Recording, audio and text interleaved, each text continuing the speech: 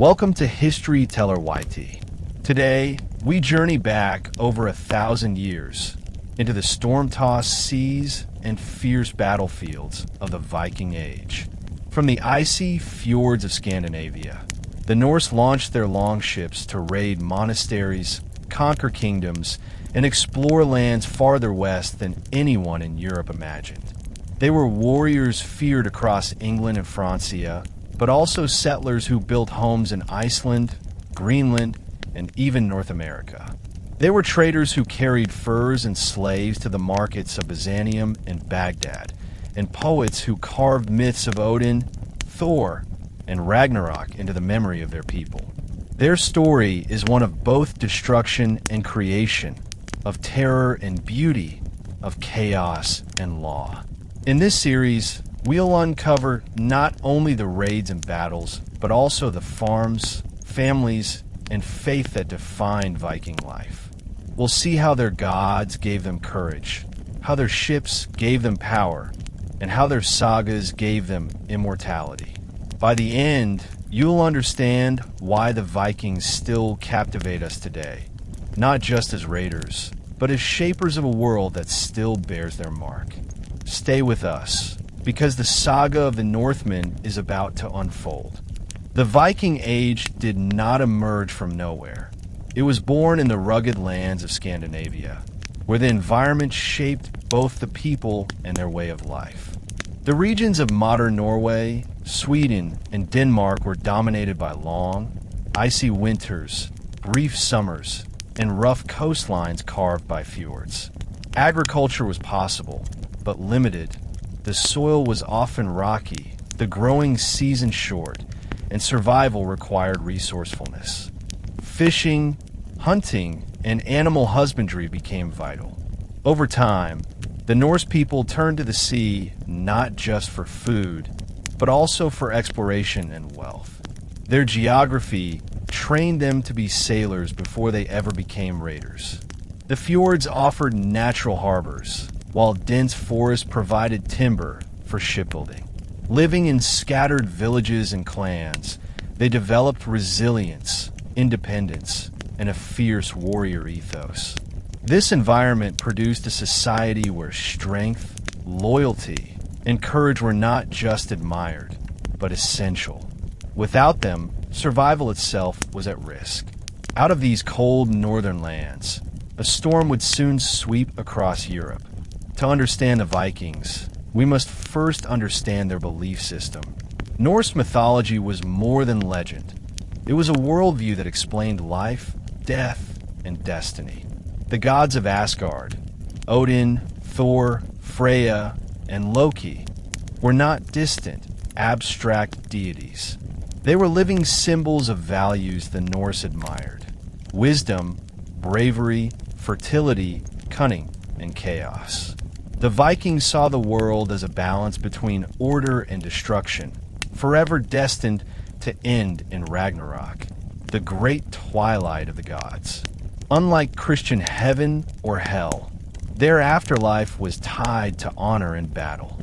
To fall bravely with sword in hand meant the chance to enter Valhalla, Odin's hall, where warriors feasted until the end of days. This belief gave them a fearlessness in war that shocked their enemies. Yet Norse myths were also filled with poetry, sagas, and a deep connection to nature. Mountains, rivers, storms, and even the sea itself were alive with divine presence. The mythology blended with daily life, guiding rituals, law, and leadership. It created a people who embraced fate, sought glory, and were unafraid to test the boundaries of the known world. What truly set the Vikings apart from other peoples was their mastery of the sea. By the late 8th century, they had perfected the design of the longship, a vessel both swift and flexible. With shallow keels, longships could navigate rivers as easily as they could cross the open ocean. They could strike deep inland, surprising towns and monasteries unprepared for sudden assault. But beyond warfare, these ships symbolized opportunity. They opened trade routes across Europe, carried settlers to new lands, and served as the backbone of Viking power. Shipbuilding was not just a craft, but a sacred tradition. Ships were often buried with their owners, carrying them into the afterlife. The sea, dangerous and unpredictable, became their pathway to destiny. From their northern fjords, the Vikings would soon launch into history, raiding, trading, settling, and exploring further than almost any other people of the early medieval world. The age of the dragon-prowed ships was about to begin, and Europe was unprepared for what was coming. In the summer of 793 CE, the Viking Age erupted into Europe's consciousness with a single, shocking event: the raid on Lindisfarne. This small island monastery off the northeast coast of England was a sacred place, home to monks who copied holy texts and prayed in peace. It was unfortified, wealthy, and filled with treasures, golden chalices, jeweled reliquaries, and livestock. To the Norse, such a sight was irresistible. Longships appeared suddenly on the horizon, their dragon heads cutting through the surf. The raiders stormed ashore with axes and spears, overwhelming the defenseless monks. They looted the monastery, killed some of its inhabitants, enslaved others, and fled with their plunder as quickly as they had come. News of the attack spread like wildfire across Christian Europe. The Anglo-Saxon Chronicle described it as a terrifying omen, a punishment from God. To the Norse, however, it was simply opportunity, wealth and fame for those bold enough to seize it. Lindisfarne was not the first monastery attacked by Vikings, but became legendary because it revealed Europe's vulnerability. This strike set the tone for the next 2 centuries. Lightning-fast raids, shocking brutality, and a reputation that would turn the word Viking into one of terror and awe. After England, the coasts of modern-day France, then known as the Frankish Empire, soon felt the fury of the Norsemen. Monasteries along the Seine and Loire rivers became frequent targets. Unlike castles and fortified towns, monasteries were easy prey. They were rich, isolated, and filled with treasures from across Christendom. Viking longships slipped silently up rivers, appearing suddenly where no warning could reach. They plundered, burned, and vanished before armies could respond. The Frankish kings, including the powerful Charlemagne, were horrified. Charlemagne himself, upon hearing of these northern heathens, reportedly wept. By the mid-9th century, the raids grew bolder. Paris itself was besieged multiple times. In 845 CE, a Viking fleet led by Ragnar Lodbrok, or so the sagas claim, sailed up the Seine with 120 ships. The Frankish king Charles the Bald paid a massive ransom of 7,000 pounds of silver to make them leave. For the Vikings, this was victory beyond plunder. It showed that even kings could be forced to pay tribute.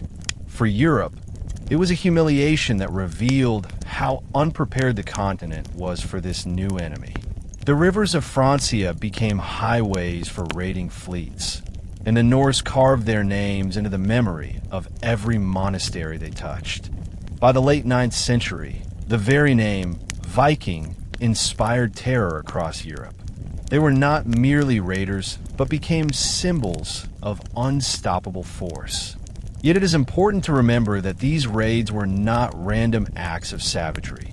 They were deeply tied to the social and economic structure of Norse society. Young men sought wealth, honor, and reputation. To return home with silver, slaves, or cattle was to prove oneself a worthy warrior. Chieftains used raids to gain power, rewarding their followers and strengthening their clans. Raiding was, in many ways, an extension of farming and trade. It was another way to gather resources, only faster and more violent. For their victims, however, it was catastrophe. Monks saw their holy relics stolen. Farmers saw their homes burned, and towns were forced to pay tribute to avoid destruction. Over time, Viking raids forced kingdoms like England and Francia to adapt. They built better fortifications, raised standing armies, and developed new taxation systems to fund defense. Ironically, the Viking threat helped shape medieval Europe into a more centralized, militarized society. For the Norse, the raids gave them wealth and fame, but also a reputation that blurred the line between history and legend. From Lindisfarne to Paris, the saga of Viking terror had only just begun.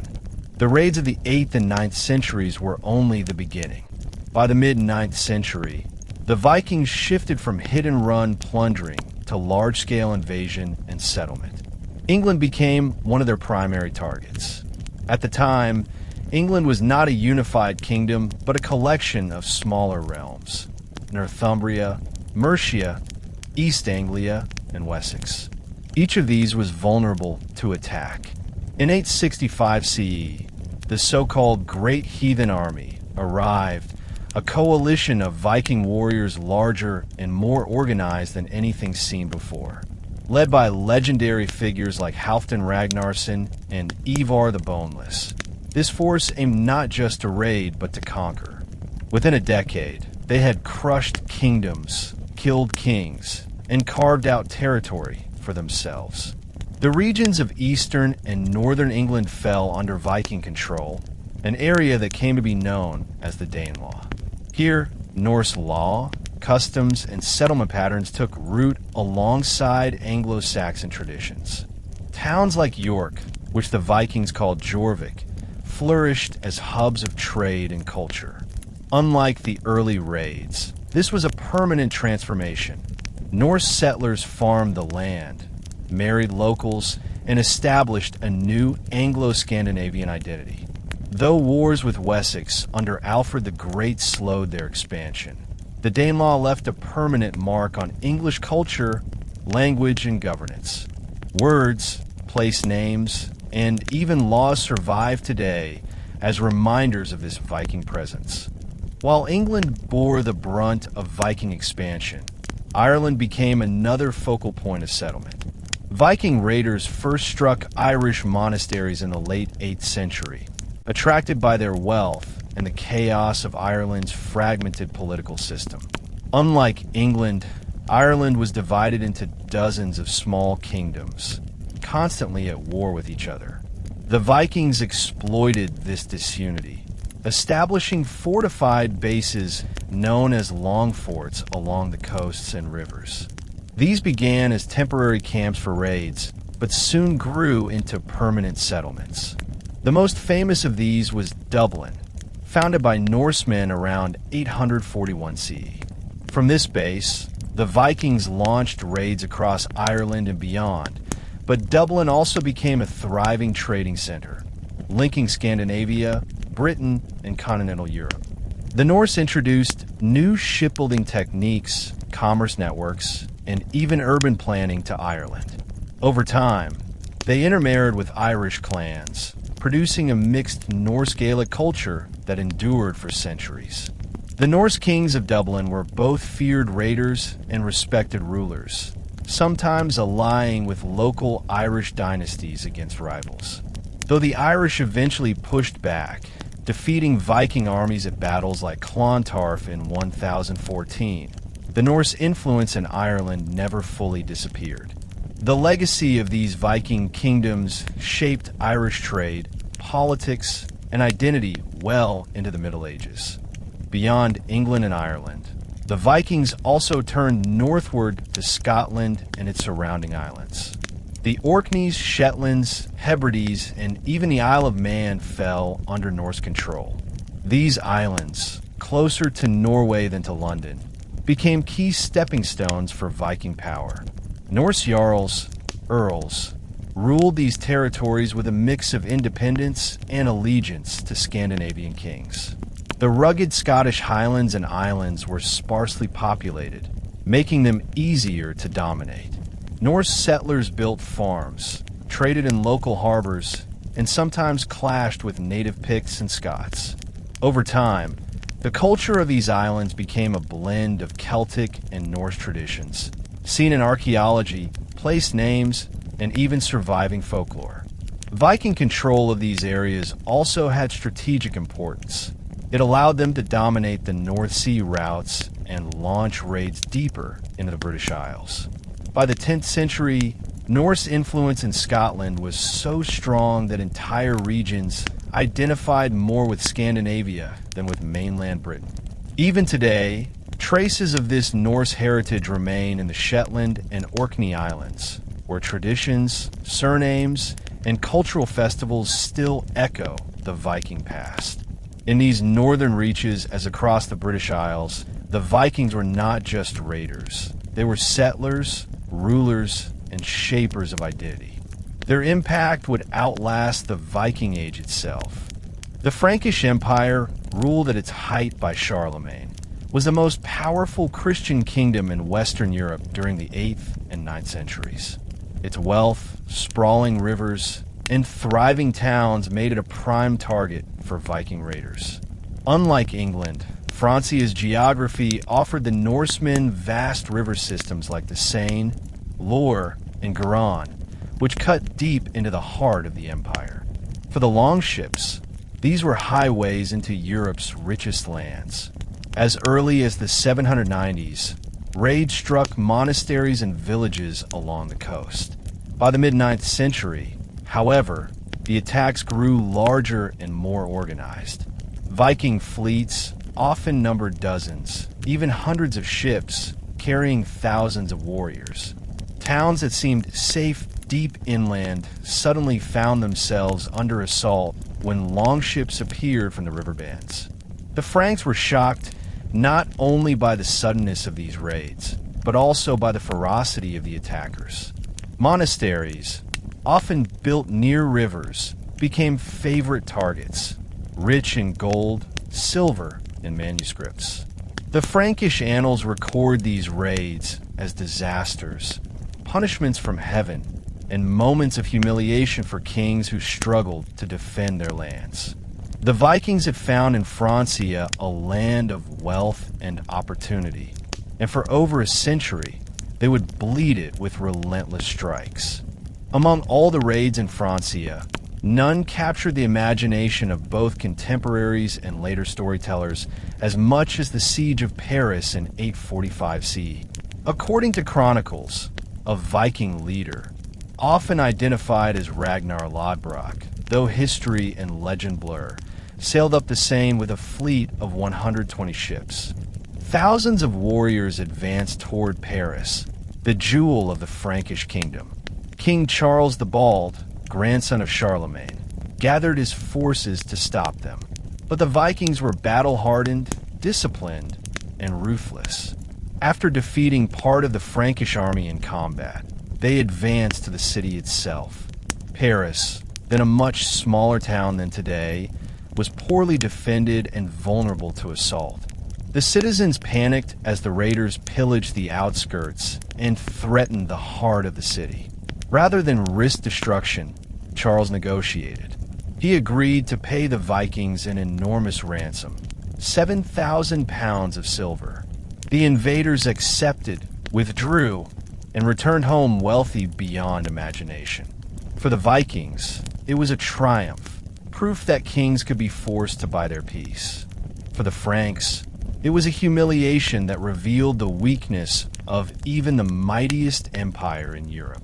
The siege of 845 was only the beginning. In later decades, Vikings returned to Paris again and again, each time demanding tribute, burning suburbs, and leaving a trail of fear. Paris became a symbol of Viking audacity and Frankish vulnerability. The raids on Francia forced the Frankish kings to adopt new strategies. One method was tribute payments, known as Danegeld, to buy off the invaders. While this sometimes brought temporary peace, it encouraged further raids, as the Vikings realized that threats of violence could yield enormous wealth without prolonged battles. Another response was the construction of fortified bridges and river defenses to block longships from advancing inland. These efforts, begun under rulers like Charles the Bald and later Charles the Simple, slowed but did not completely stop the raids. Eventually, in 911 CE, Charles the Simple reached a new kind of agreement with a Viking leader Rollo. Instead of paying him to leave, he granted Rollo land along the Lower Seine in exchange for protection against other raiders and conversion to Christianity. This territory became Normandy, the land of the Northmen. From this settlement, Norse culture blended with Frankish traditions, creating a powerful new polity that would shape European history for centuries. The Vikings in Francia transformed from raiders into rulers, establishing dynasties that influenced politics, warfare, and even the future of England. What began as terror from the rivers ended in the birth of Normandy, a lasting legacy of the Viking Age. By the early 10th century, Viking raiders had become such a constant threat to Francia that the Frankish kings had little choice but to negotiate with them.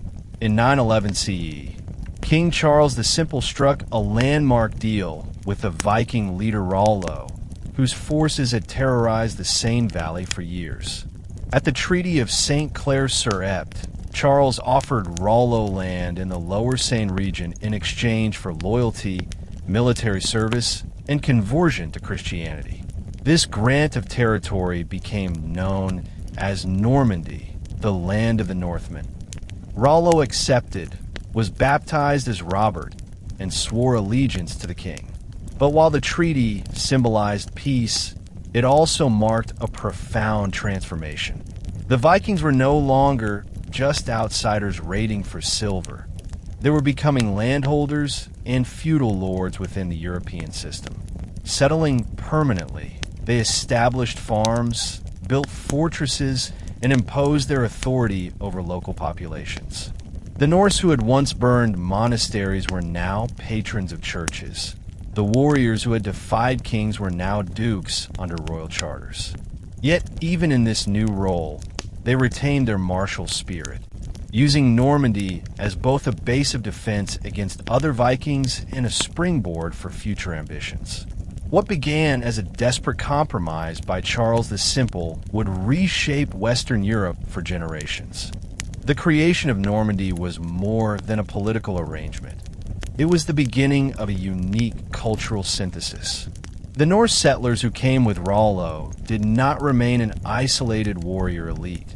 They intermarried with local Frankish women, adopted the Latin language, and embraced Christianity.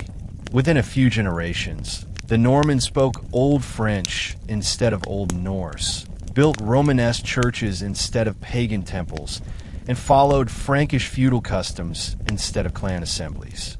Yet, they never entirely lost their Viking roots.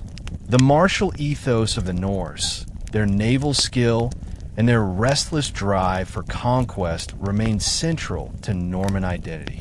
Archaeological evidence from the region shows both continuity and change. Burial mounds and Norse jewelry alongside Christian crosses and Frankish coins. Normandy's laws reflected a blend of Scandinavian and Carolingian traditions, while its ruling dukes projected both Viking toughness and Frankish sophistication. The Normans became known as pragmatic, adaptable, and fiercely ambitious. They absorbed what was useful from local culture while maintaining the warrior ethos that had brought them to power. This cultural fusion created a new kind of people, no longer fully Viking, not entirely Frankish, but something distinct. The Normans, who would soon extend their influence far beyond the Seine Valley. From the foundation of Normandy in 911 to the 11th century, the Dukes of Normandy rose steadily in power and prestige. Rollo's descendants expanded their territory, fortified towns, and built alliances with both the Frankish kings and the church. Normandy became one of the strongest and most stable duchies in France. Its warriors gained a reputation for discipline and effectiveness, not just as defenders of their land, but as mercenaries sought after across Europe. The Norman dukes also pursued dynastic marriages, linking themselves to powerful neighbors. Under leaders like Richard I and Richard II, Normandy flourished economically, drawing wealth from fertile farmland, bustling trade routes, and strategic ports. But the most ambitious of them all would be William, later known as William the Conqueror. In 1066, he would lead the Normans across the English Channel and seize the crown of England, forever altering European history. This conquest was only possible because of the transformation begun by Rollo and his successors. The shift from Viking raiders into settled dukes, blending Norse ferocity with Frankish statecraft. Normandy's story shows how adaptable the Vikings were. From dragon-prowed longships to stone castles, from pagan rituals to Christian masses, they evolved into a force that shaped the medieval world. The legacy of Normandy proves that the Viking Age was not only about destruction, but also about creation. The birth of new identities forged from conquest and compromise. When most people think of the Vikings, they imagine raids on English monasteries or sieges of Paris. But another, equally important Viking story unfolded in the East. Scandinavian adventurers, known in this region as the Varangians, sailed not across the Atlantic, but along the vast river systems of Eastern Europe. Beginning in the 9th century, Norsemen from Sweden navigated the Baltic Sea and entered the great rivers like the Dnieper and the Volga. These waterways became highways of trade and conquest, linking the northern forest to the riches of the Byzantine Empire and the Islamic caliphates. They traded furs, amber, slaves, and honey from the north in exchange for silver coins, silk, spices, and weapons from the south. Archaeological finds, such as vast hordes of Arabic dirhams discovered in Scandinavia, prove how extensive this trade was. Along these rivers, the Vikings built fortified outposts that grew into towns and eventually into states. They established control over Slavic tribes, who paid tribute to them and integrated themselves into the local power structures. These Eastern Vikings were not simply raiders. They were merchants, rulers, and cultural intermediaries.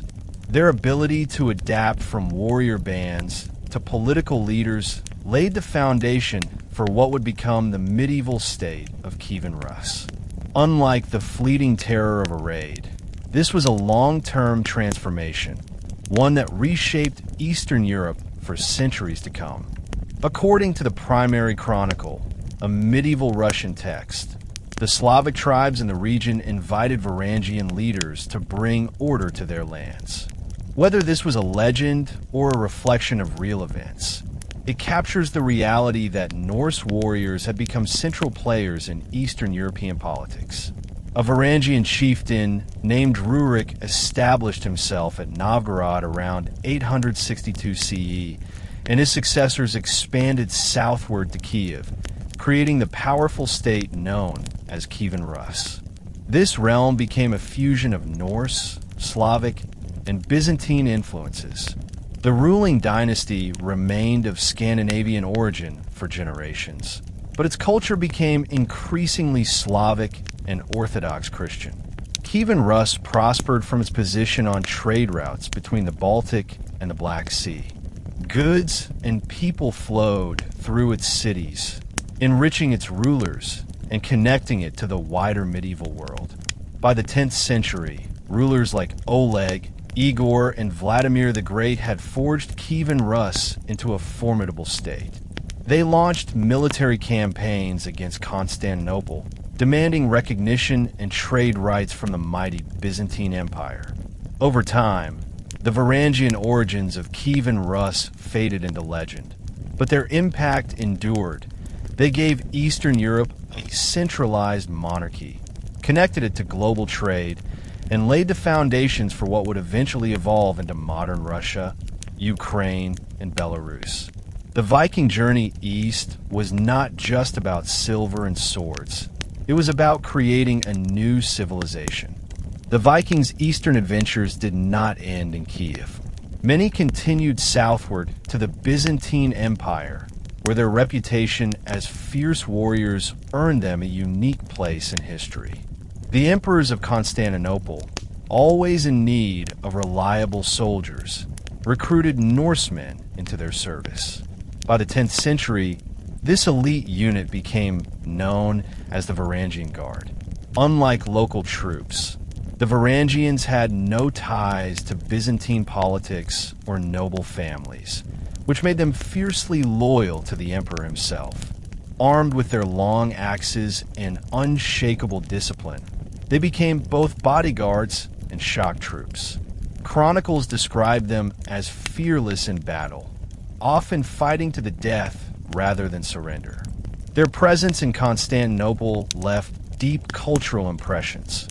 Runic inscriptions carved into the walls of the Hagia Sophia testify to their presence, as do Byzantine accounts praising their bravery. For the Norse, service in the Varangian Guard was a path to wealth and prestige. Warriors returned to Scandinavia with exotic treasures, silks, gold, and stories of the greatest city in the medieval world. This service symbolized how far the Vikings had traveled, not only geographically but culturally. From plundering monasteries in the west to guarding emperors in the east, the Norse had become entwined with every corner of medieval Europe. The legacy of the Varangian Guard endured for centuries, a reminder that the Viking Age was not confined to the North Sea or the Atlantic, but stretched into the very heart of Byzantium. By the late 9th century, Norse society was growing restless. Population pressures in Scandinavia, combined with the limited farmland of Norway and Denmark, pushed many families to look elsewhere. Political changes also played a role. In Norway, King Harald Fairhair sought to unify the country under his rule, and many independent chieftains, unwilling to submit, fled across the sea. At the same time, the Norse had already established themselves in the British Isles and the North Atlantic islands of the Shetlands, Orkneys, and Faroes. These stepping stones gave them the skills and confidence to push further into the uncharted waters of the Atlantic. Stories circulated among sailors of a large, fertile island far to the northwest, first sighted accidentally by storm-driven ships. These rumors inspired adventurers to seek it out deliberately. The earliest known Norsemen to reach Iceland were explorers like Nadid and Geir Svaberson in the mid-9th century, who confirmed the land's existence and spread the word back home. Soon after, Floki Viljararson, later remembered as Raven Floki, set out with a crew and deliberately settled there, though his colony struggled through a brutal winter. He gave the land its lasting name, Island or Iceland. What began as scattered reports became a flood of migration, as Norse families, outlaws, and ambitious chieftains sailed west to start anew. Iceland, once a rumor at the edge of the world, was becoming a reality. Between 870 and 930 CE, thousands of settlers from Norway, as well as some from the British Isles, made the journey to Iceland. They brought with them livestock, tools, and the traditions of Norse society. Unlike many of their earlier expansions, which involved conquest and subjugation of local peoples, Iceland was uninhabited, no native population to resist them. This allowed the settlers to create a new society largely on their own terms. They divided the land into farmsteads, raising sheep, cattle, and horses, while adapting to the island's volcanic soil and harsh climate. Fishing and hunting supplemented their food supply. Politically, they established a unique system. Instead of kings or centralized rulers, Iceland developed a commonwealth, governed by local chieftains called Gor. These leaders met annually at the Althing, one of the world's oldest parliaments, founded around 930 CE. At the Althing, disputes were settled, laws recited, and decisions made through through consensus. This system reflected Norse traditions of law and assembly, but adapted them to the unique circumstances of Iceland. Social life revolved around families, honor, and alliances, while literature and storytelling flourished in this isolated but vibrant society. Over time, Iceland became not only a refuge for those fleeing the politics of Norway, but also a cradle of Norse culture, where sagas, myths, and histories were preserved in writing for future generations. Iceland's settlement left an outsized mark on history, not only because of the society that grew there, but also because of the stories it preserved. In the centuries after settlement, Icelanders composed the great sagas, epic narratives that told of their ancestors, voyages, and struggles. Unlike most of medieval Europe, where history was recorded mainly by monks, Icelandic storytelling was grounded in the voices of farmers, warriors, and poets. The sagas blended fact and legend, recounting feuds, explorations, and even encounters with the supernatural. They also preserved vital details about Viking life, law, and belief systems. Figures like Egil Skallagrimsson, a warrior poet, or Gudrid Thorbjarnardóttir, a woman who traveled as far as Vinland, live on in these accounts. Archaeology confirms much of what the sagas describe, from farm structures to trade goods, giving them remarkable historical weight. Iceland became a place where the Viking spirit of independence, resilience, and exploration thrived.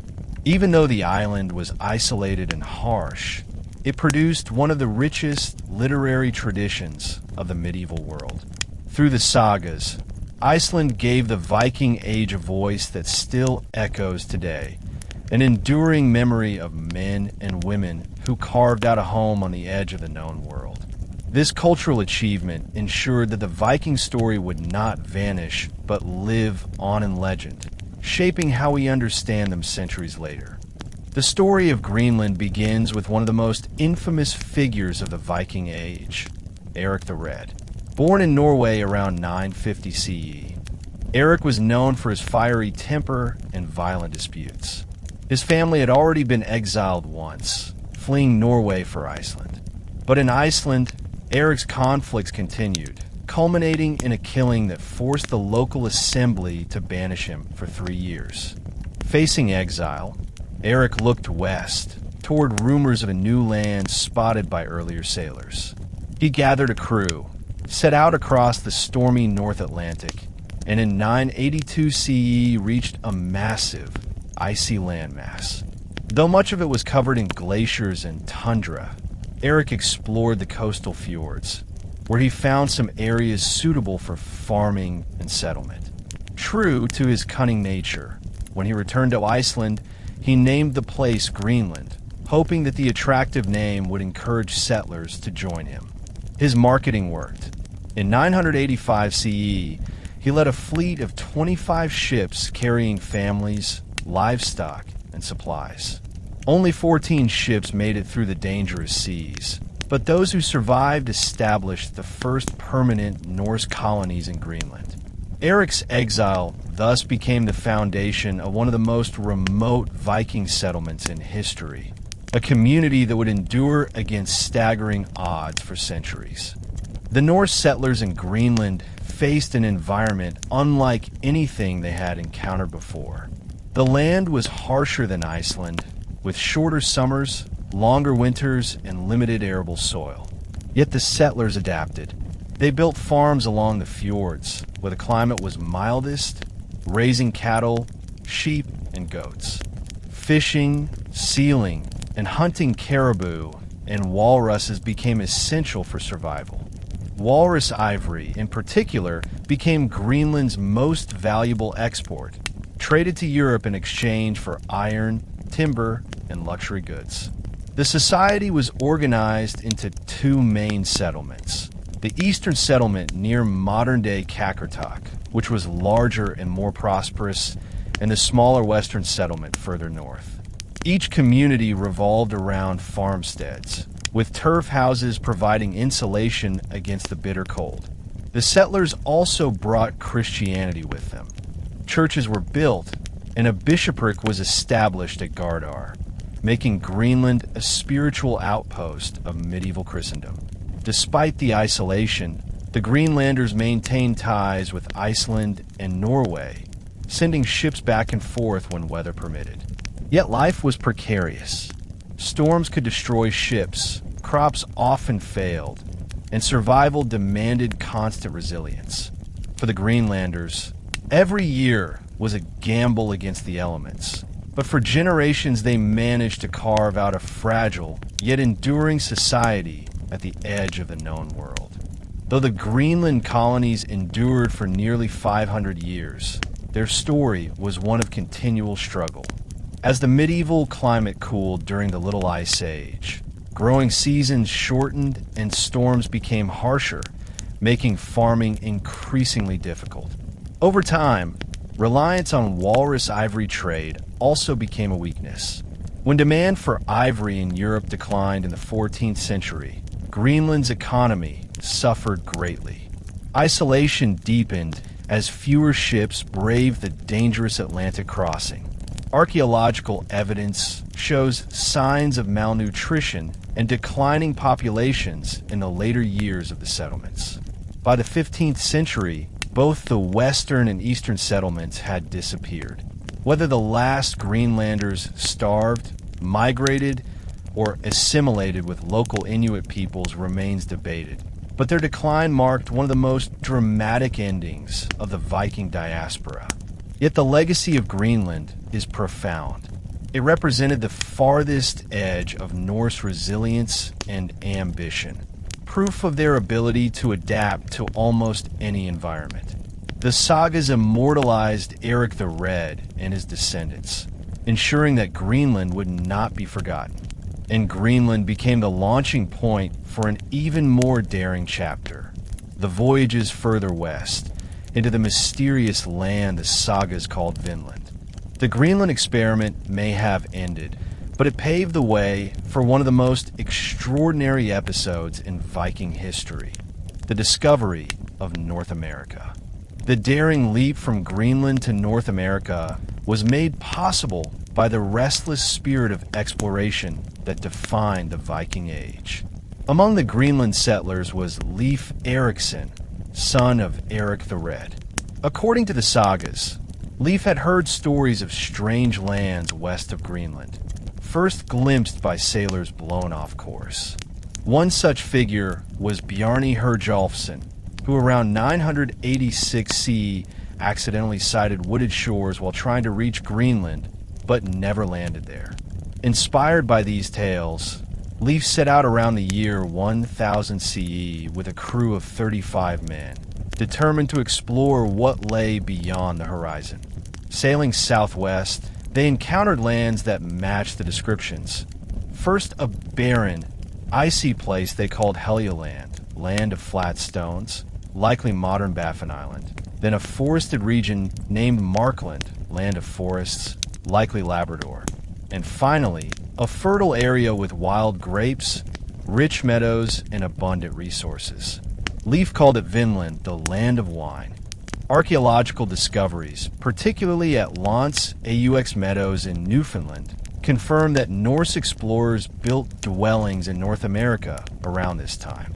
Leif Erikson's voyage was not a myth. It was the first known European contact with the Americas 5 centuries before Columbus. His courage and vision opened the final frontier of the Viking Age, extending their world across the Atlantic to a new continent. After Leif's discovery, attempts were made to establish more permanent settlements in Vinland. The sagas tell of expeditions led by Leif's siblings, including Thorvald, Freydis, and Thorstein Eriksson, as well as Thorfinn Karlsefni, a wealthy Icelandic merchant who sought to build a colony. These expeditions revealed both the opportunities and dangers of Vinland. The land was fertile, offering timber, game, fish, and wild grapes, resources that were scarce in Greenland. But the Norse soon encountered the indigenous peoples of North America, whom they called Skraelings. At first, there was limited contact involving trade exchanges of goods like milk and weapons. But relations quickly soured and hostilities broke out. The sagas recount violent clashes, with the Norse struggling against larger numbers of Skraelings. Despite their superior weapons, the Norse could not sustain a permanent foothold amid constant conflict. Internal divisions also weakened the settlers. Greed, rivalry, and betrayal plagued the attempts, with figures like Fridas remembered for acts of shocking violence. Archaeological evidence supports the idea that the Vinland sites were used only temporarily as way stations for exploration or resource gathering, rather than as lasting colonies. The dream of a Norse America faded, not because the land lacked promise, but because the Vikings lacked the numbers and unity to hold it. For a brief moment, however, two worlds had collided on the shores of Vinland, centuries before the age of exploration. Though the Vinland settlements did not endure, their legacy was immense. The sagas of Leif Erikson and his kin became central to Norse storytelling, preserving the memory of a time when their ships reached the edge of the world. For centuries, these tales were dismissed by many as mere legend, but the 20th century excavation of Lance aux Meadows confirmed that the Norse truly had crossed the Atlantic and built houses, workshops, and even a forge in North America around 1000 CE. This discovery rewrote history, proving that Europeans reached the New World long before Columbus. The Vinland voyages symbolize both the ambition and the limits of Viking expansion. They demonstrate the extraordinary seamanship and courage of the Norse, but also the challenges of sustaining colonies far from home in hostile environments. For Greenland, Vinland may have been a vital source of timber and resources, but it could not be held. Yet the story lived on, inspiring later generations. In modern times, Leif Erikson has become a symbol of exploration and discovery, celebrated especially in North America as the true discoverer of the continent. More importantly, Vinland stands as the ultimate expression of the Viking Age spirit, restless, daring, and always pushing beyond the boundaries of the known world. From Lindisfarne to Newfoundland, the Vikings proved that no ocean was too wide for their ambition. Despite their reputation as raiders, the majority of Vikings were not warriors sailing across the seas. They were farmers, herders, and fishermen living in scattered communities across Scandinavia. The backbone of Norse society was the family farm, often situated in valleys or along fjords where land could be cultivated. Crops such as barley, rye, and oats were staples, while livestock, cattle, sheep, goats, pigs, and horses were raised for meat, milk, wool, and labor. Fishing in rivers and coastal waters, along with hunting and gathering, supplemented the diet. Houses were long structures built from timber, stone, or turf, with a central hearth providing heat and light during the long winters. Life was harsh and demanded cooperation. Families worked together to plant, harvest, and endure the cold seasons. Women played central roles in managing the household, weaving textiles, and preserving food. Children were expected to contribute from an early age, herding animals or helping in fields. Social life revolved around feasting halls, where communities gathered to share meals, recite sagas, and strengthen bonds. These farms and households were not just centers of survival, but of culture, where traditions, stories, and skills were passed down. For all their global ventures, the essence of the Viking Age lay in these farms, where the rhythm of daily life was shaped by the cycles of the land, the sea, and the seasons. Viking society was structured, but not rigidly stratified compared to many medieval cultures. At the top stood jarls, the noble class of chieftains and leaders who controlled large estates, commanded warriors, and held political power. Below them were carls, the free farmers and craftsmen who made up the bulk of the population.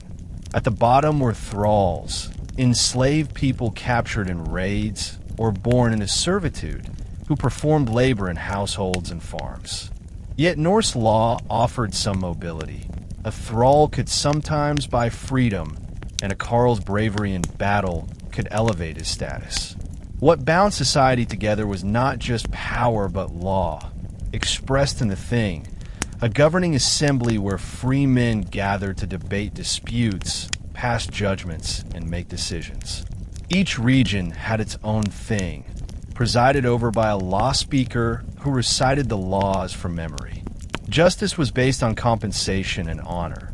Fines, called wergild, were paid for injuries or killings, with values set according to the victim's status. Blood feuds were common, but the thing provided a forum to resolve them without endless cycles of revenge. This legal system reflected a society deeply concerned with balance, reputation, and fairness. The Vikings may be remembered as warriors, but they also created one of the most participatory and decentralized systems of governance in medieval Europe, a society where the voice of the free farmer mattered alongside that of the noble chieftain. In comparison to many medieval societies, Viking women held a notable degree of independence and respect. Women could inherit property, manage farms in their husband's absence, and demand divorce under certain circumstances. Saga literature often portrays strong female figures, shield maidens, queens, and matriarchs, who shaped the destiny of families and clans. While not all women were warriors, they were central to the preservation of culture, weaving intricate textiles, crafting household goods, and overseeing the economy of the home. Beyond gender roles, Viking society excelled in crafts and artistry.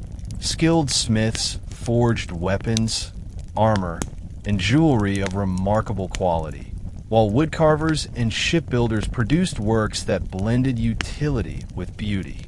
Intricate designs, dragons, knotwork, and mythological motifs adorned everything from brooches to ships. Storytelling and poetry were equally central. Skalds, or poets, preserved history and myth through verse, ensuring that deeds of gods and ancestors would not be forgotten. Even religion and identity were woven into daily life. Amulets of Thor's hammer were worn for protection, rituals honored gods for fertility and fortune, and feasts reinforced bonds of loyalty. This cultural richness gave the Vikings more than military strength. It gave them a distinct identity that bound scattered communities across thousands of miles. Their society was not simply built on conquest, but on a balance of law, art, family, and faith. It was this balance that allowed the Viking world to thrive, even in the face of hardship and constant change. While Viking raids brought sudden wealth, trade was the foundation of their long-term prosperity. The Norse economy was not based on coins minted in Scandinavia. Few existed, but on silver. Silver, whether in coins, ingots, or jewelry, functioned as currency. Archaeologists have uncovered vast hoards of silver across Viking lands, often buried for safekeeping or ritual purposes. Many of these hoards contain Arabic dirhams, coins minted in the Islamic caliphates, showing how far Viking trade networks reached. Silver came into Scandinavia through both peaceful commerce and raids, but it quickly circulated in markets and fairs. Towns like Hedeby in Denmark, Birka in Sweden, and Koppang in Norway became bustling trading centers, where goods from across the world could be found. Merchants sold furs, amber, and walrus ivory from the north, slaves captured in raids, and iron tools, weapons, and jewelry crafted by skilled Norse smiths. In return, they acquired silk, spices, glassware, and coins from distant lands. These markets were cosmopolitan spaces, drawing not just Norse traders, but also Frisians, Slavs, Arabs, and Saxons. The silver economy reflected a society that valued not only strength in war, but skill in commerce. It tied the Norse to the broader medieval world, making them both feared raiders and respected traders. The Viking Age, in truth, was as much about bargaining as it was about battle. The Viking trade network was nothing less than global. In the West, Norse merchants traveled along the North Sea to England, Francia, and even Spain, exchanging northern goods for wine, salt, and luxury items. In the East, Swedish Vikings, known as the Russ, used the rivers of Eastern Europe to connect the Baltic to the Black Sea and the Caspian. Along these routes, they encountered Slavic peoples, Khazar merchants, and eventually the great markets of Constantinople and Baghdad. The Volga trade route carried furs, slaves, and honey southward, where they were exchanged for silver dirhams from the Abbasid Caliphate. The Dnieper route, passing through Kiev, led directly to the Byzantine Empire. In Constantinople, Norse traders sold goods and sometimes offered military service to the emperors. The sheer scale of these networks is astonishing. Scandinavian artifacts have been found in Central Asia, while Arabic coins have been unearthed in remote Swedish villages. These connections meant that a Viking in Burka could drink from a Byzantine glass cup, wear silk from Persia, and pay with silver minted in Samarkand. For centuries, the Norse were crucial intermediaries in the flow of goods between the Islamic world, Byzantium, and Northern Europe. Far from being isolated barbarians, they were global players in the medieval economy, their longships acting as bridges between civilizations. Not all Viking trade was peaceful or honorable. One of the most lucrative commodities the Norse supplied to international markets was human beings. Slavery, known in Old Norse as thraldom, was central to their economy. Raids across the British Isles, Francia, and Slavic territories captured thousands of men, women, and children who were sold in markets or transported along trade routes. Many ended up in the Islamic world, where demand for slaves was high. This grim commerce enriched Viking chieftains, but left a dark stain on their legacy. Alongside slaves, prestige goods played a key role in Norse society. Wealth was not only practical, but symbolic. Rulers displayed their power through hoards of silver, ornate weapons, imported fabrics, and lavish feasts. Gift-giving was a political tool, binding followers to leaders and cementing alliances. Even the great burial mounds of Viking chieftains, filled with weapons, ships, and treasures, reflected the deep connection between wealth and honor. Yet the pursuit of wealth carried risks. It fueled endless raids, wars, and rivalries, while dependence on foreign trade made Norse communities vulnerable to disruption. Still, the Viking world economy left an enduring mark. It connected Scandinavia to 3 continents, spread cultural influences across thousands of miles, and proved that the Norse were not simply destroyers, but also facilitators of exchange. Their legacy as traders is as vital as their reputation as warriors, revealing a civilization built on both the sword and the scale. The tools of Viking warfare reflected their blend of practicality and artistry. The most iconic weapon was the sword, often richly decorated with inlaid designs and passed down through generations as treasured heirlooms. Swords were expensive, however, and many warriors instead carried spears or axes, which were cheaper but no less deadly. The axe, in particular, became a symbol of Viking ferocity, light enough for one-handed use, but capable of cleaving shields and helmets. Shields were essential defensive tools, round in shape and often brightly painted with intricate patterns. They could be locked together in the famous shield wall, a tactic that gave Viking infantry cohesion against cavalry or other infantry. Helmets were worn, though not always with the horns of later myth. In reality, they were practical iron or leather headgear. Armor varied. Wealthier warriors wore chainmail, while poorer ones relied on thick tunics for protection. The Vikings fought both on land and sea, and their battles were defined by flexibility. They excelled at sudden ambushes, lightning raids, and the psychological impact of overwhelming speed. But when necessary, they could also fight pitched battles, using disciplined formations and terrifying charges. Their weapons were not just tools of war, but symbols of identity, with runic inscriptions or mythological motifs linking the warrior to his gods. In Viking warfare, every weapon carried both practical and spiritual weight. The true secret of Viking success in warfare was not only their weapons or courage, but their ships and strategies. The longship, with its shallow draft and sleek design, allowed Vikings to strike almost anywhere. They could sail across the open sea, navigate shallow rivers, and even be carried across land when necessary. This mobility gave them a massive advantage over their opponents, who often relied on static defenses. Raids often began before dawn, with longships silently slipping ashore. Villages and monasteries, unprepared for such sudden attacks, were quickly overwhelmed. Once plundered, the Vikings vanished back to sea before local forces could gather. Over time, this mobility evolved into larger campaigns, with fleets numbering dozens or even hundreds of ships coordinating attacks along coasts and rivers. Their strategies combined terror with pragmatism, brutal assaults to break resistance, but also negotiation and tribute when profitable. Entire kingdoms learned that it was often cheaper to pay Danegeld than to risk destruction.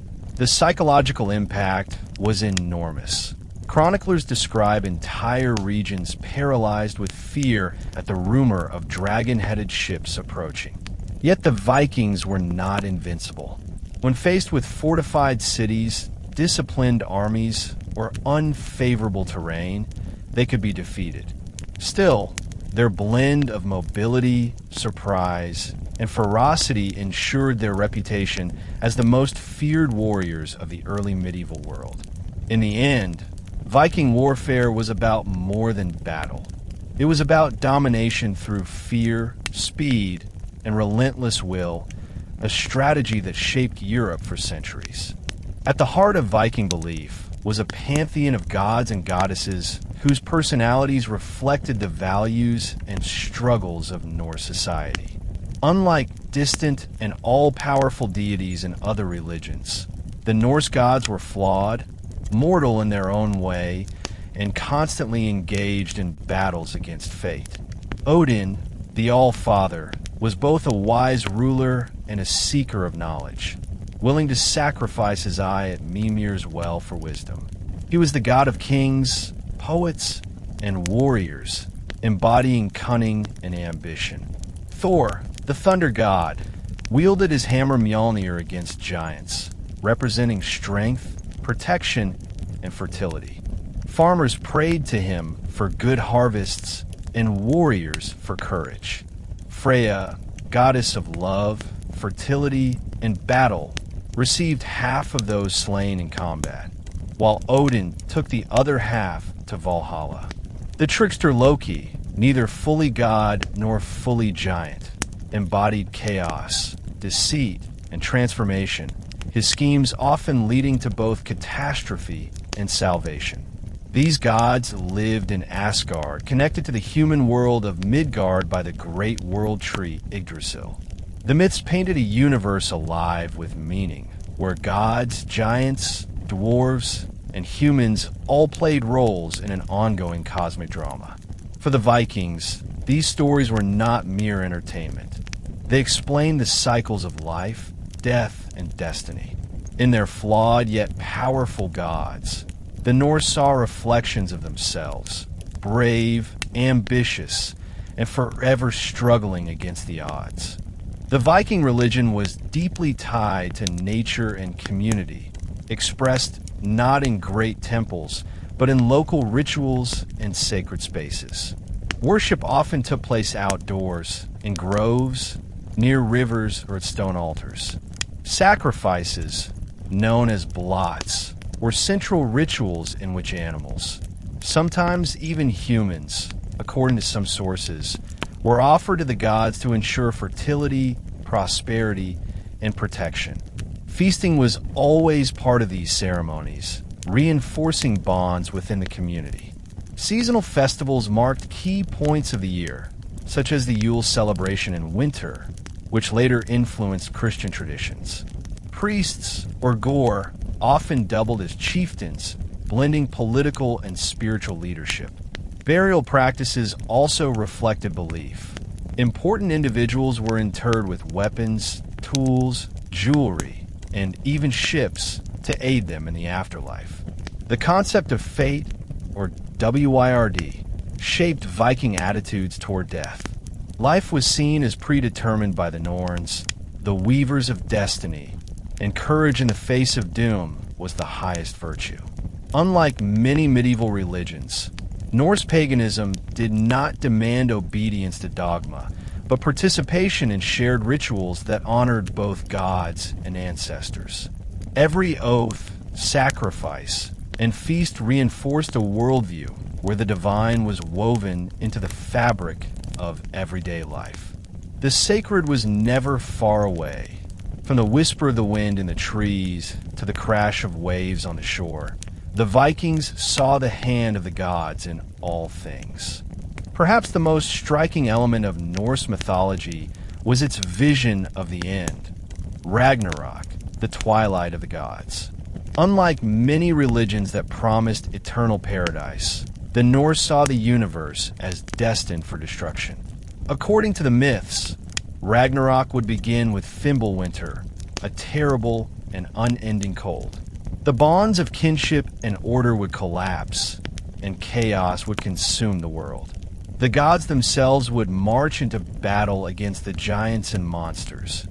Odin against the wolf Fenrir, Thor against the serpent Jormungandr, Freyr against the fire giant Surtur. The battles would end in mutual destruction.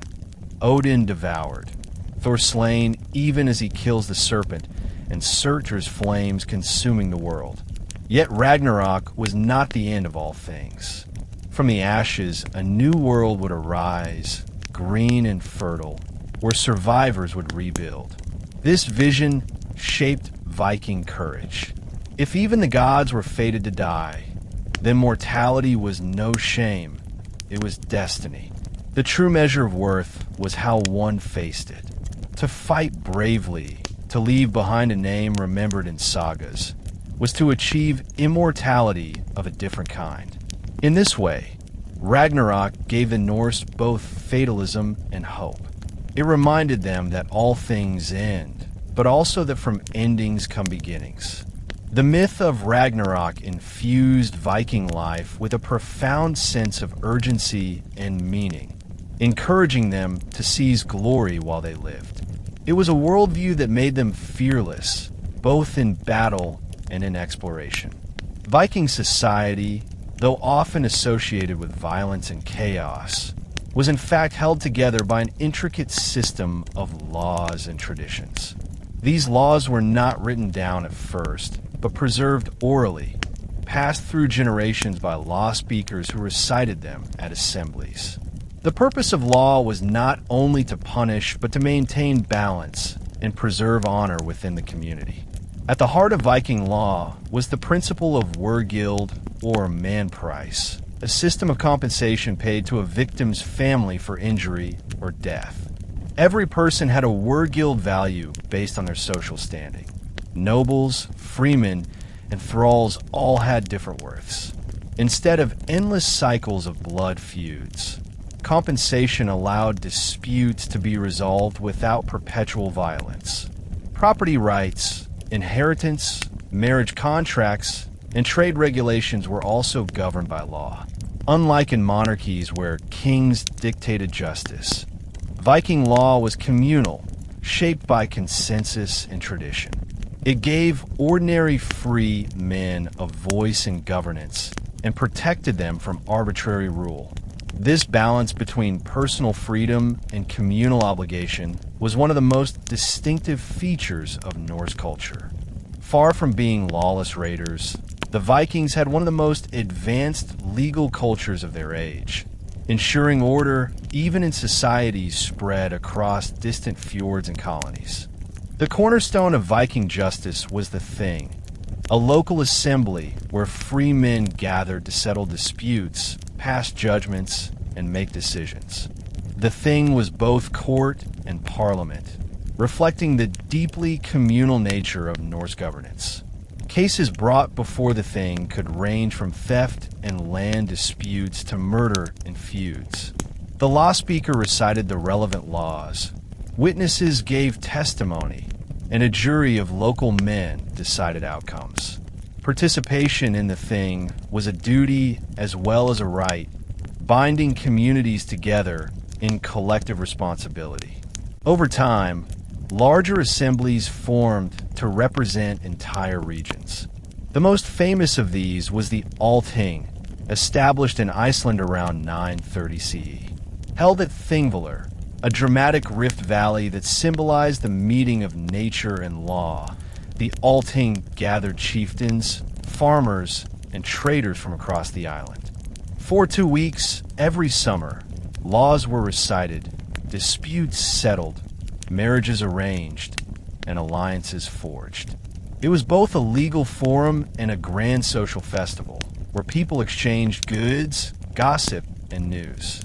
The Althing is often described as one of the world's earliest forms of parliament, a striking example of participatory governance in the medieval world. It demonstrated that even in a society famed for its warriors, the rule of law was central to identity and survival. Viking justice combined both fairness and severity. For minor crimes, fines or restitution were the usual penalties. For more serious offenses, such as murder, arson, or treachery, the harshest punishment was outlawry. To be declared an outlaw meant banishment from society, stripping away protection of law and family ties. An outlaw could be killed without consequence, and his property was confiscated. This was effectively a social death sentence, worse than execution, because it meant exile from the community that gave life meaning. Yet outlawry also produced legendary figures, warriors and outcasts who lived on the margins, their stories preserved in sagas. Beyond punishment, the Viking legal system reinforced values of honor, responsibility, and reputation. A man's word carried weight, and oaths were sacred, binding agreements sealed by law and custom. This emphasis on honor and justice helped knit together Viking communities scattered across Scandinavia, Iceland, Greenland, and beyond.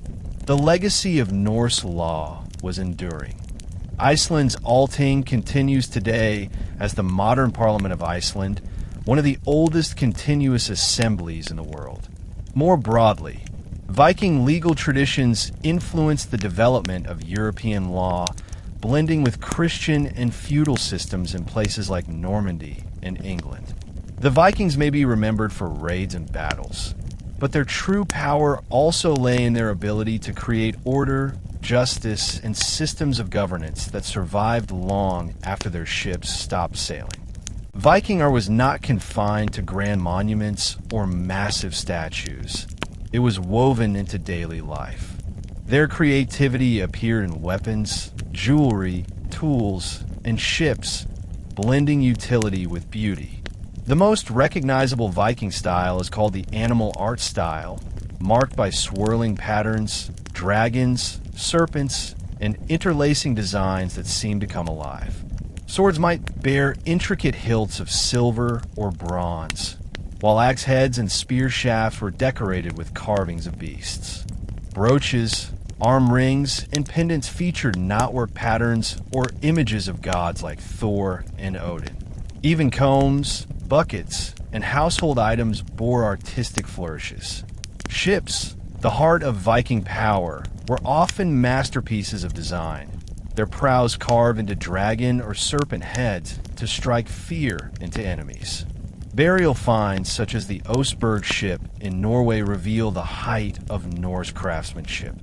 Not only is seaworthy vessel, but a work of art, covered with ornate carvings of animals and mythical scenes. What makes Viking art striking is its blend of fierceness and elegance. The same people who terrorized Europe also poured imagination into the smallest details of their lives, creating objects that reflected both their warrior culture and their love of beauty. Art, for them, was not separate from life. It was a way of making even the tools of survival part of a larger story of identity and meaning. In Viking culture, the skald, a poet, was as important as a warrior or a chieftain. Skaldic poetry was not only entertainment, it was history, propaganda, and a way of preserving memory. A skald could immortalize a warrior's deeds in verse, ensuring that his name would live on for generations. These poems were often complex, filled with kennings. Metaphorical phrases like whale road for the sea or battle sweat for blood that gave their language richness and mystery. Skalds performed at feasts, reciting verses that praised their lords, mocked enemies, or recalled past glories. Their role was political as well as cultural. A chieftain with a skilled skald by his side gained honor, for the poet's words traveled as far as raiding ships. Skaldic poetry also preserved mythology. Many of the tales we know of Odin, Thor, and Ragnarok come not from later Christian scribes, but from the verses of Viking poets. In this way, the skalds were historians, myth makers, and guardians of collective memory. Their work was not written but spoken, carried on the rhythm of voices in longhouses lit by fire. Without them, much of the Viking Age would be silent to us today.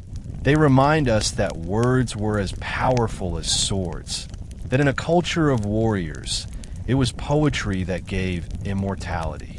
While skaldic poetry was oral, the Viking world also developed lasting forms of written culture.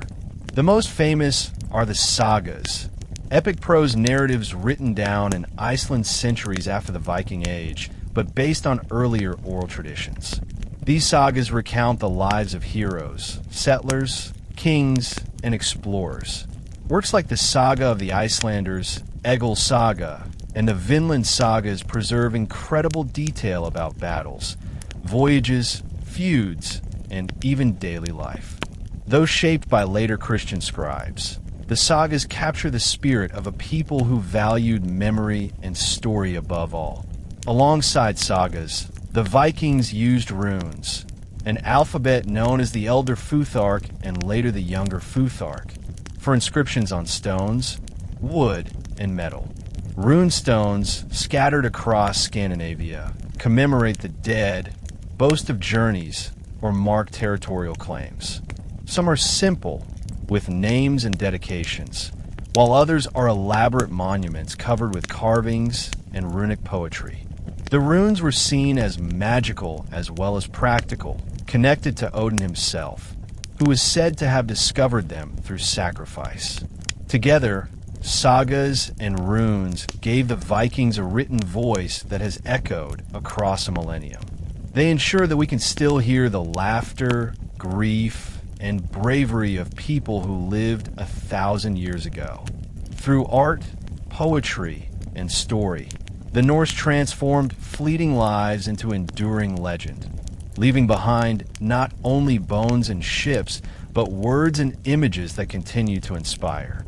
The Vikings first encountered Christianity not through peaceful missionaries, but during raids. From the late 8th century onward, monasteries in England, Ireland, and Francia were prime targets, their churches filled with gold and holy relics. At first, the Norse saw these places simply as sources of wealth. But repeated contact with Christian lands gradually introduced them to new ideas, symbols, and practices.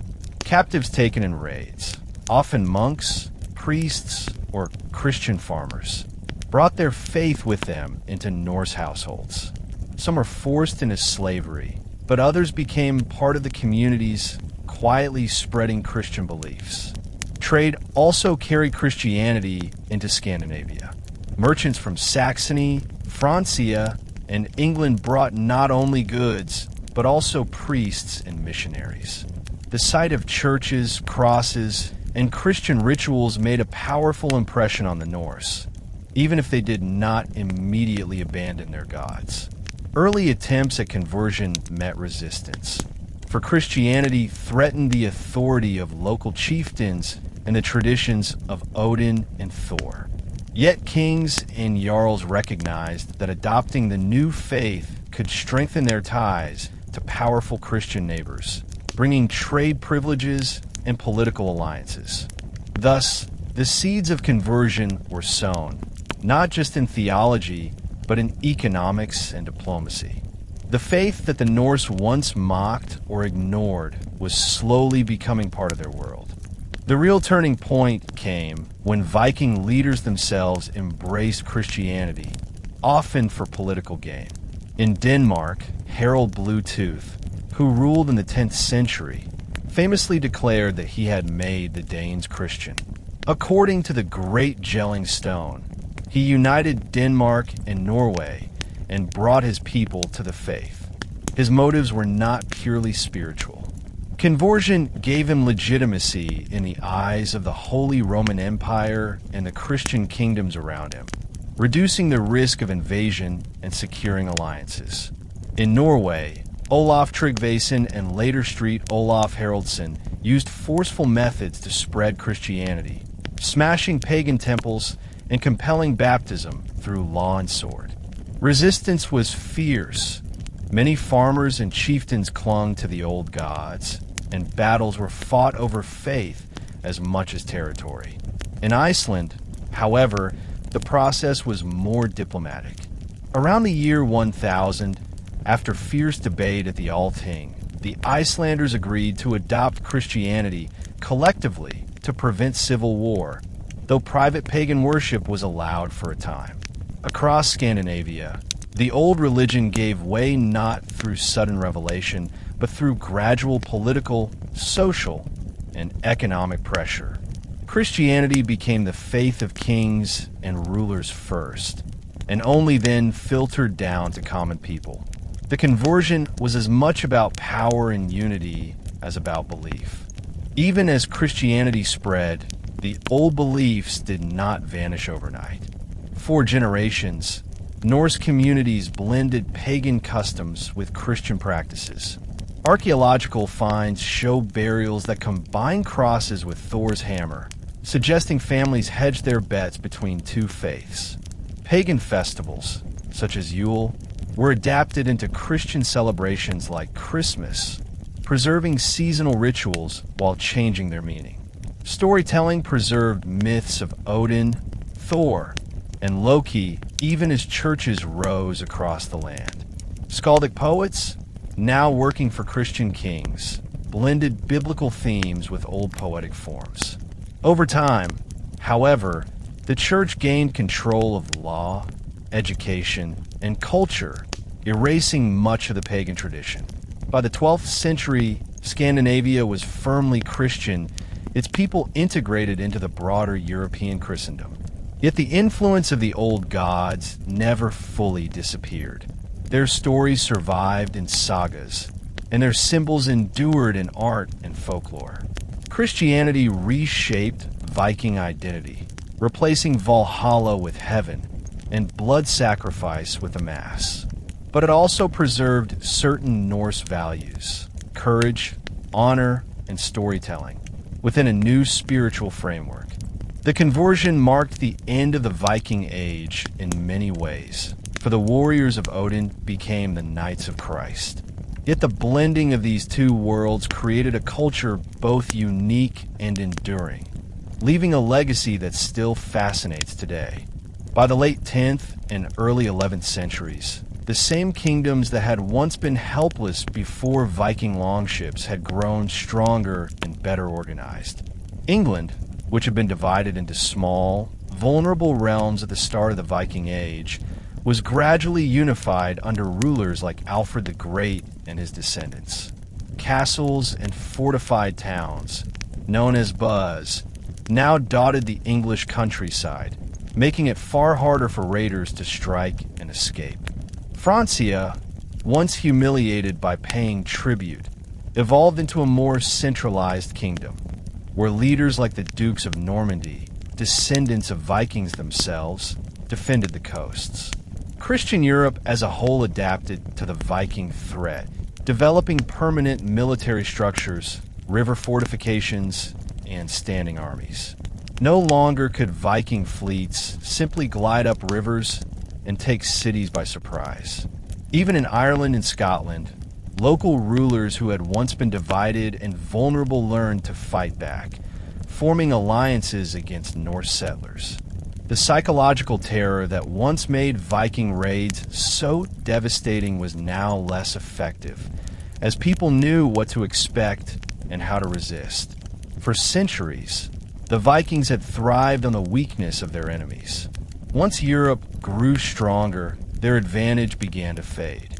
The tide of history was turning, and the warriors of the North could no longer dominate as before. Another key reason for the decline of raiding was the transformation within Scandinavia itself. In the early Viking Age, raids were often launched by independent chieftains and war bands, hungry for wealth and glory. But by the 11th century, kings in Denmark, Norway, and Sweden were consolidating their power, suppressing the independence of local jarls. Monarchs like King Olaf of Norway and King Knut the Great of Denmark sought to build Christian kingdoms that rivaled their neighbors in stability and legitimacy. For them, endless raiding was no longer useful. It disrupted trade, weakened internal order, and undermined their authority. Instead, kings redirected the energies of warriors into organized armies serving dynastic ambitions, such as Knut's conquest of England in 1016. Raiding for personal profit was gradually replaced by wars of states, where loyalty was owed to the king rather than the clan. The adoption of Christianity also made raiding less acceptable, as monasteries and churches were no longer seen as fair game, but as sacred institutions of the same faith. As a result, the wild independence of the early Viking Age faded, replaced by centralized monarchies. Scandinavia was no longer a land of scattered warlords, but of kingdoms integrated into European Christendom. The age of the freebooting Viking had passed. What remained were kings, knights, and rulers who built their power through order rather than chaos. By the mid-11th century, the Viking Age was effectively over. The last great Viking attempt at expansion came with Harald Hardrada of Norway, who invaded England in 1066. His defeat at the Battle of Stamford Bridge by King Harold Godwin's son marked the symbolic end of the Viking raider tradition. Ironically, only weeks later, William the Conqueror, descendant of Viking settlers in Normandy, invaded England successfully at Hastings, showing that Viking blood still shaped European destiny, even as the Viking Age ended. The decline of raids did not mean the disappearance of Norse culture. Instead, it meant integration. Scandinavia became part of the broader Christian European order, contributing rulers, traders, and culture to the medieval world. The values of honor, law, and exploration that had defined the Viking Age lived on in sagas, in legal traditions like the Althing, and the descendants of Vikings who now ruled lands from Normandy to Sicily. The end of the Viking Age was not a collapse, but a transformation. The dragon-prowed ships no longer terrorized Europe's coasts. But the legacy of the Norse lived on in kingdoms, languages, and cultural traditions. They ceased to be outsiders and became part of the very world they had once raided. In this way, the close of the Viking Age was less an ending than the beginning of a new chapter in European history. The conversion to Christianity and the rise of centralized monarchies were not accepted without struggle. Across Scandinavia, many communities resisted the abandonment of their old gods and traditions. Farmers in remote valleys continued to worship Thor and Odin long after their kings had declared themselves Christian. Pagan temples were sometimes rebuilt after destruction, and sacrifices continued in secret. Rebellions broke out, especially in Norway, where kings like Olaf Tryggvason and Saint Olaf imposed Christianity with violence. In 1000 CE, Olaf Tryggvason's aggressive missionary work met fierce opposition, and his death at the Battle of Svolder was seen by many as divine retribution from the old gods. In Sweden, pagan strongholds, such as the temple at Uppsala, remained centers of resistance, where sacrifices were performed to ensure fertility and prosperity well into the 11th century. These clashes were not only about faith, but also about freedom. For many farmers and local chieftains, the new religion symbolized the growing power of kings and foreign influence, threatening their independence. Resistance was therefore both spiritual and political. Even as churches rose across Scandinavia, the spirit of the old religion endured in folklore, in charms, and in quiet acts of defiance.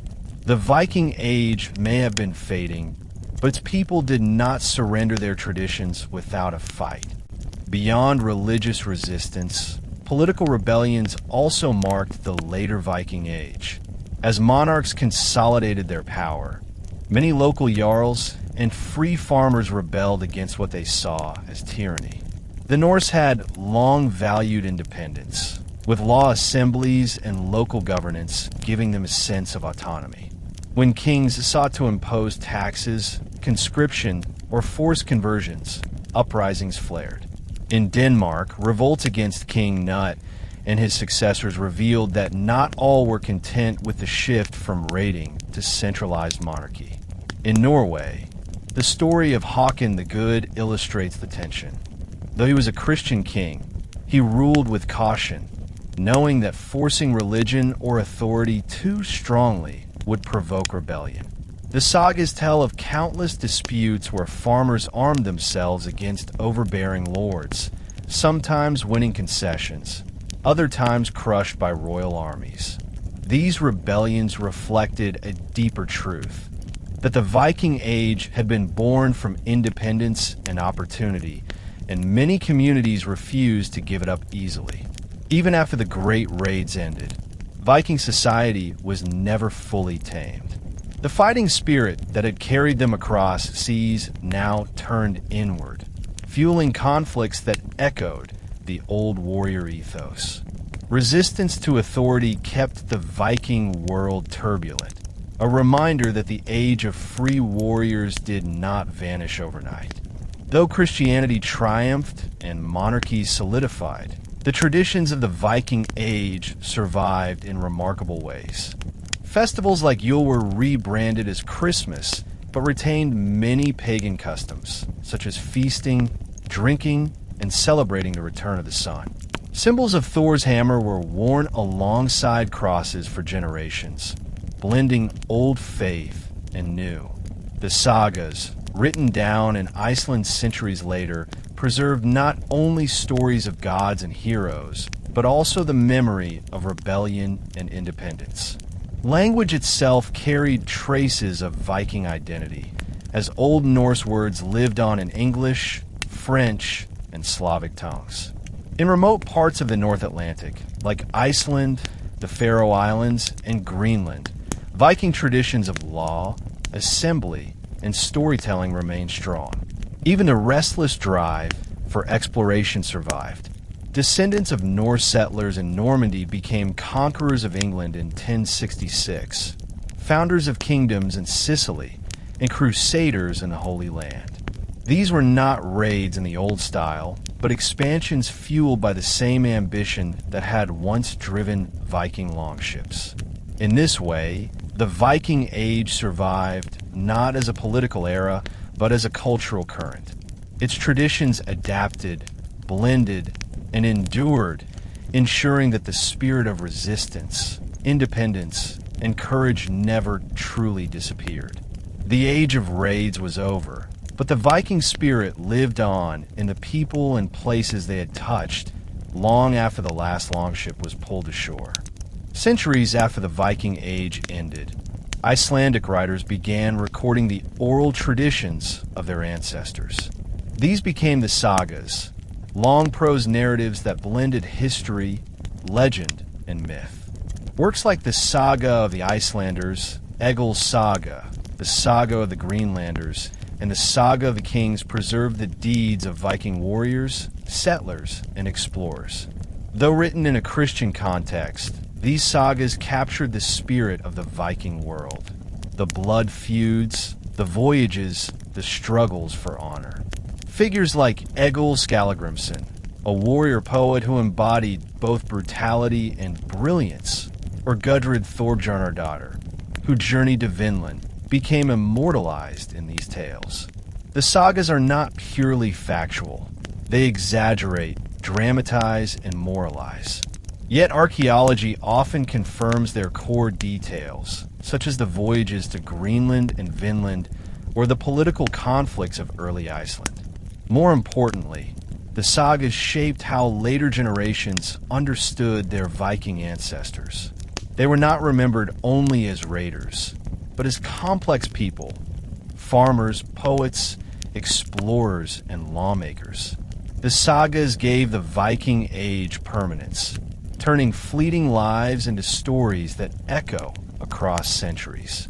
Without them, much of the Viking spirit would have been lost. With them, the Norse remain alive in memory, half history, half legend, but always compelling. The line between Viking history and Viking legend is often difficult to draw. Figures like Ragnar Lodbrok, Lagertha, or Bjorn Ironside exist in sagas and chronicles, but their true historical identities are uncertain. Ragnar, for instance, is said to have led raids on Paris and England, to have been the father of famous sons like Ivar the Boneless and Ub. Yet historians debate whether Ragnar was one man, a composite of several leaders, or purely myth. The same is true of shield maidens like Lagertha, whose bravery and leadership may reflect real women warriors, but are also shaped by literary invention. This blending of fact and myth was not a flaw. It was central to Norse identity.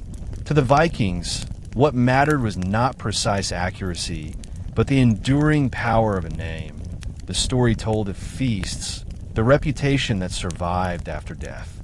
In this way, history became legend, and legend became history. Even their gods blurred with their heroes. Odin and Thor sometimes appear in sagas alongside mortals, their influence shaping destiny. For later Europeans, this legendary quality made the Vikings both terrifying and fascinating. They were remembered as more than human, giant slayers, dragon fighters, sea kings whose exploits belonged as much to myth as to history. This mythologizing ensured their memory outlasted their political power, making the Vikings eternal figures of wonder and fear. As centuries passed, the Vikings became symbols that changed with the needs of each era. To medieval monks, they were instruments of God's wrath, heathen scourges sent to punish Christian sins. To later Scandinavian kingdoms, they became heroic ancestors, proof of a proud and independent heritage. In the 19th century, during the Romantic era, the Viking image was revived once more, this time as noble warriors, freedom-loving seafarers, and adventurers who embodied the spirit of exploration. Writers, painters, and composers glorified the Vikings, often exaggerating their fierceness with horned helmets. a detail with no basis in archaeology, but powerful in imagination. In modern times, the Viking legacy continues to inspire. From Leif Erikson statues in North America to popular culture, TV series, films, and novels, the Norse remain larger than life. They are remembered both as brutal raiders and as explorers who reached the edge of the world. Their myths inspire fantasy literature. Their sagas shape ideas of honor, fate, and destiny. Even their runes and symbols are revived in everything from tattoos to heavy metal music. The memory of the Vikings shows how history is never fixed, but continually reinterpreted. They began as feared invaders, became legendary heroes, and today are icons of adventure and identity. Their age may have ended 1,000 years ago, but in myth and memory, the Vikings will never die. The Viking Age was more than raids and battles. It transformed the very structure of medieval Europe. When the Norse first struck monasteries like Lindisfarne in 793, their victims saw only chaos and destruction. Yet over 2 centuries, the Viking presence forced kingdoms to adapt, strengthen, and evolve. England fractured into small realms, unified partly in response to Viking invasions, with rulers like Alfred the Great laying the foundations of a centralized monarchy. In Francia, the settlements of Norsemen gave birth to Normandy, whose dukes later reshaped Europe by conquering England in 1066. In the east, Norse adventurers established the state of Kievan Rus, laying the groundwork for future Russian and Ukrainian cultures. Even where the Vikings did not settle permanently, their impact was felt through trade networks that connected Scandinavia to Byzantium and Baghdad. Cultural exchange followed commerce. Languages absorbed Norse words, art forms borrowed Viking styles, and legal systems integrated Norse traditions of assembly and compensation. The Vikings were not merely destroyers, they were catalysts. Their aggression forced Europe to develop fortified towns, standing armies, and centralized states, accelerating the transition from the early medieval to the high medieval world. In this sense, the legacy of the Viking Age is not only in what they built, but in what they provoked: a stronger, more interconnected Europe. One of the clearest legacies of the Vikings is linguistic. In England, where the Norse ruled vast areas of the Danelaw, hundreds of Old Norse words entered English, particularly in everyday vocabulary. Sky, egg, husband, window, and knife are all Norse gifts.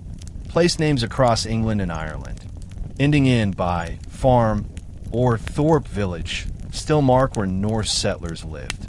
In Normandy, the fusion of Norse and French cultures created the Norman identity, whose language and customs later spread to England, Sicily, and the Crusader states. Legal traditions also carry Norse influence. The Icelandic Althing, founded in 930, remains one of the world's oldest continuous parliaments, a reminder of Viking commitment to law and assembly. Concepts of honor, oath-keeping, and compensation shaped medieval European justice systems. Beyond law and language, Viking identity persists in national heritage. In modern Scandinavia, the Viking Age is celebrated as a defining chapter of history, a symbol of resilience and exploration. Across the North Atlantic, from Shetland to Iceland, cultural festivals keep Viking traditions alive. In North America, Leif Erikson is remembered as the first European to set foot on the continent. The Norse left behind not just ruins and runes, but living cultural imprints woven into language, law, and identity. Marks that can still be seen in daily life a millennium later. Why do the Vikings continue to fascinate us today? Partly because their story combines extremes: brutal raiders who burned monasteries, yet also explorers who reached America. fierce warriors who carved empires, yet also poets who left behind sagas of beauty and depth. They embody a spirit of resilience, courage, and ambition that transcends time. Modern imagination reshapes them constantly, sometimes as villains, sometimes as heroes, often as both. In popular culture, from television to video games, they stand as symbols of freedom, adventure, and defiance. But beyond legend, their true legacy is in a worldview they left behind. That life is fleeting, that honor matters more than wealth, and that even the smallest community can shape the destiny of nations. The Viking Age ended nearly 1,000 years ago, yet its echoes remain in the languages we speak, the stories we tell, and the cultural connections that span continents. Their ships no longer sail, but their spirit of exploration lives on in every human endeavor to push beyond boundaries. To understand the Vikings is to understand both the darkness and the brilliance of humanity, the will to conquer, the urge to create, and the desire to be remembered. This is why the Viking Age still matters, not only as history, but as an enduring reminder that even the fiercest storms leave behind lasting tides. You just traveled through the Viking Age, the story of a people who changed history with their courage, ambition, and imagination. Today, we saw how Norse warriors struck fear into Europe, but also how farmers, traders, poets, and explorers built lasting legacies. From Lindisfarne to Paris, from Iceland to Vinland, their ships carried not just swords but stories, weaving the fabric of a new world. We discovered how their gods shaped their bravery, how their laws shaped their society, and how their myths and sagas kept their memory alive long after the last longship sailed. The moral of the Viking Age is clear. History is never just about conquest. It's about resilience, creativity, and the human desire to be remembered. The Vikings remind us that even in an age of hardship, people can leave behind tales that echo across 1,000 years. Thank you for joining me on this journey here on History Teller YT. If you enjoyed this saga, don't forget to return for our next great story from history's endless tapestry. Until then, keep exploring, keep questioning, and remember, the past is never truly gone. It still sails with us into the future.